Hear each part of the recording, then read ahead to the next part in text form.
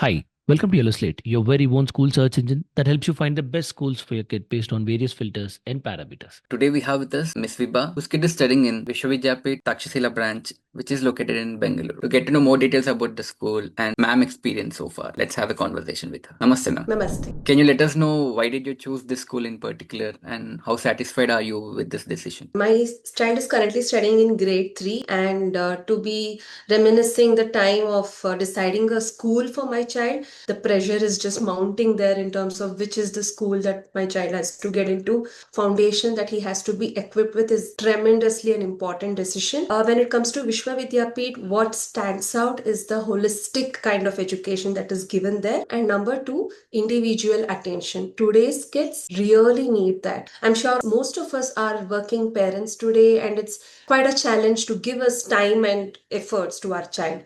I think we've all kind of heard off on and off how in terms of the biggest gift that we can give to our child is our time.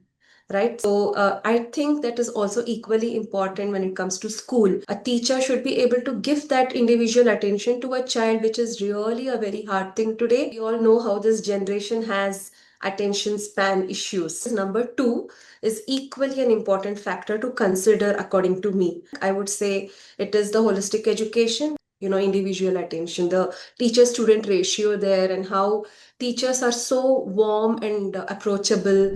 Got it, ma'am. Ma'am, as we know, the school follows back to Gurukul, Jnanavatika process kind of education. What is your take on this? I am a psychologist, and my research has been in the field of ancient Indian education. So there are a lot of facets of ancient Indian education which have been lost, and this is really a sad state because those features of what education was originally to now the kind of dilution that has happened today is actually a very sad thing. So it is really a very important thing and something that deserves a lot of appreciation to be bringing it back. I think that one thing that we all need to follow today is that we are all trying to expand our wings and fly. But maybe it's time to look at our roots, and our roots in terms of our education, beacon of light in this entire globe where knowledge even started is India. And if we being Indians are not looking at our own roots of education, who else will? This is really something that is commendable, and that should be something has to be actually implemented worldwide. Ancient Indian system, Indian knowledge systems, the Gurukula system, this basic idea of, I saw this classroom where students are seated on the ground. Just this entire philosophy and that physical embodiment of being grounded while listening to your teacher, that has a very different sense of an impact that is not probably measured, or in fact I don't think it's even measurable. So it starts from those small things to this entire pedagogical approach that is taken in ancient Indian education, and the different ways it can be implemented here in primary education or even later.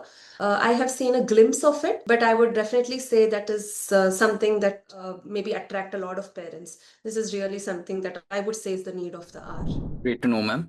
Can you also talk about your child experience so far?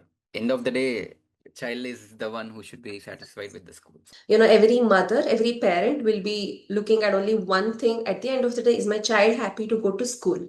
And trust me, I am not exaggerating when I'm telling this. I have come here as a mother on duty, which is another unique initiative by Vishwa Vidyapeeth. I want to probably just give you one stark contrast. The first time I came here as mother on duty when he was in grade 1, and my child is also actually the youngest in his class. Get acclimatized to this entire schooling structure, and we also actually stay a little far from the school.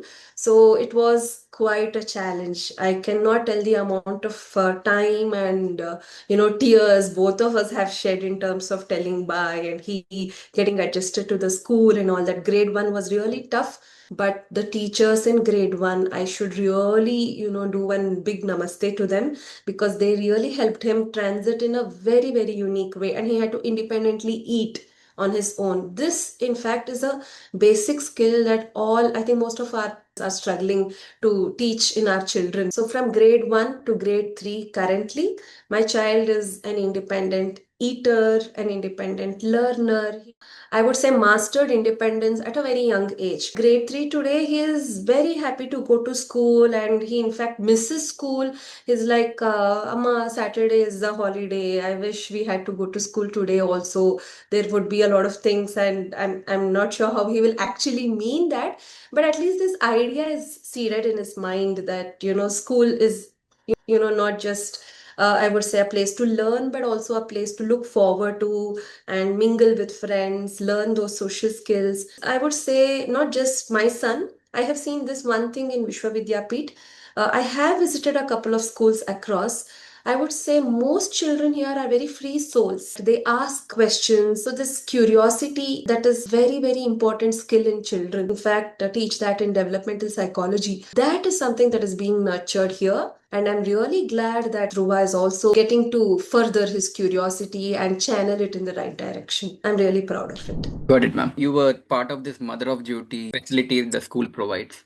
Also, Exactly, yeah. you are an educator by yourself. You are a parent as well. What is that one particular aspect that teachers should see from parents' perspective and parents should see from teachers' perspective? It should eventually help for the child's overall growth. Perspectives that I can give here, one as a mother and as a teacher myself and as a psychologist. As a mother, in fact, for all parents out there, I think we are all sometimes of the day we are suddenly wondering, what is my kid doing in school right now? I wish I was able to, look through and there was some way that I would get to know what he's doing. I don't think it's an exaggeration that there is no school out there that can have this sort of a transparency. So if this school has this transparency, it just means that they are really trying to be very open-minded and they want to give this trust factor. And as parents, as a mother, what more can we ask for? A trust in this system where my child is in a safe space, he is learning. What more do we need from a school? So this, I think, is my perspective as a mother. This is one initiative I don't think is even thought of or even considered in many schools out there. So this is really something that is to be appreciated. From a teacher's perspective, to be very brutally honest, I would say it's actually a little awkward because, let's say I am teaching in a class and there is someone, let alone a parent, but someone who walks in, it just distracts me. But the teachers here are just so seamless. They would bring us also into the environment and include us into the scope of interaction. And that is also a skill that I don't think a lot of teachers are able to grasp. So this also is a very, very unique feature in Mother on Duty. The teachers are also making you a part of your classroom, let alone mother, anyone. And that's something that's definitely outstanding. As a psychologist, when we are looking at learning, there are different kinds of learning that we see. How do we know that a child has learned something? If it is reflected in their behavior, in their skills, or in some sort of an outcome. When we walk into Vishwa Vidyapeeth, children have learned not just information, but a lot of skills. Right from, randomly any child coming forward and telling Namaste, ma'am. Today I walked into a class and I was happening to sit beside, coincidentally, a dustbin. One student came forward and like, ma'am, please don't sit here and moved the dustbin outside. We might often ignore, but as a psychologist, I would say what more is an index of learning here? Good behavior, good character. At the end of the day, children don't just need knowledge today. They need these morals, values, and they need to be learning these. We may not have a lot of time to teach this. And in a place like school is the best. You are looking at this idea that parents can also come and see how schools are working. That's definitely something that's very crucial here. Got it, ma'am. You answered in a very nice way. Can you also Thank talk about what should parents do at home in specific? Yeah. Now, all the parents are, most of them are working parents. You already mentioned that they need to give some time. Is there anything apart from that that they can actually focus on? A lot of people have been coming to me asking major solution for this one problem. I think I would ask everyone out there, any guesses, what's the biggest menace to the society today? Let's say drugs or is it lifestyle? According to me, the biggest menace today is technology and screen time. So a lot of our generation parents have this biggest challenge of circumventing screen time. screen time, can it be used as a reward? Can it be used at all? And is screen time only about the digital screen? For example, listening to a radio or listening to Alexa is also screen time today. But one of the major ways to replace this is again giving time to the child. If I am looking at my phone and I am, asking my child also, okay, go on, tell me how was your day?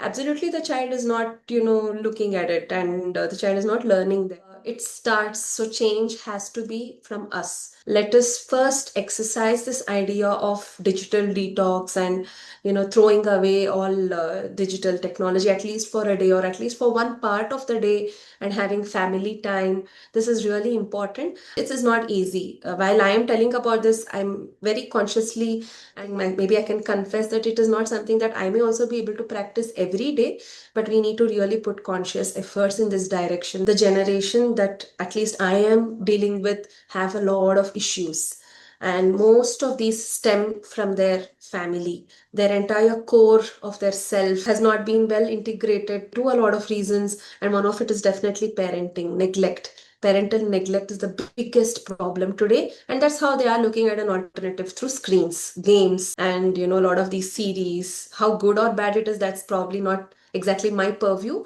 but whether it is good or whether it is bad, nothing can replace parental attention. I think we need to really put conscious efforts for, maybe we can start small, but definitely at least consider it consciously. That's maybe one request. Got it, ma'am. The school offers ICSE curriculum and your kid is studying in grade 3. How do you think school vision is aligning to your vision for your child's future? ICSE particularly was one of the reasons that I also considered Vishwa Vidyapeeth, because I have studied in ICSE myself, but until grade 7 that was. I did get to realize how it had a very strong advantage for me. I'm not sure how other parents would agree or disagree to this, but for me, when I had to learn my high school and higher education, I really thank my school teachers for that.